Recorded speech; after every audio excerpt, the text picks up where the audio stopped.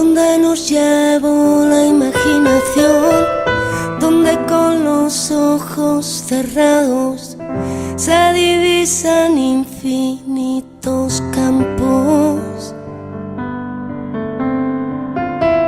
donde se creó la primera luz, germinó la semilla del cielo azul. Volveré a ese lugar. ¡Vámonos a la escuela! ¡Órale! ¡Arriba, chavos! ¡Arriba! Obedece a tu papi, ándale, y a tu mami. ¡Arriba! ¡Órale! ¡Vámonos! Claro, hay que estudiar. Vamos todos a la escuela. Las clases van a empezar. Son 5 para las 8. La campana va a sonar. Ya Pedrito va llegando de la mano de su mamá. Y Juanito está chillando, pues se quiere regresar.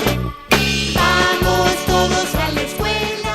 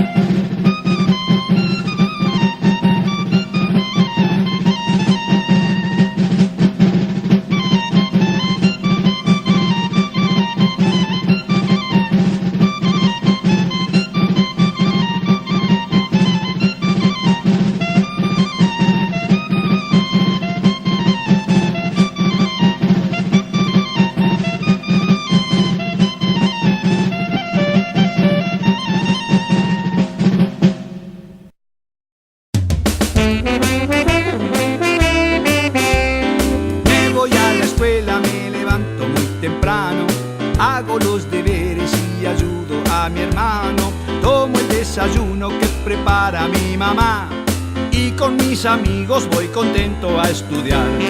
Llego a la escuela y aprendo a decir palabras, sumo, resto y tengo que cantar todas las tablas. Luego en el recreo me divierto muy feliz con chicos del barrio que viven cerca de aquí. A estudiar mucho más, tengo que ser muy capaz, a estudiar y llegar siempre sin parar.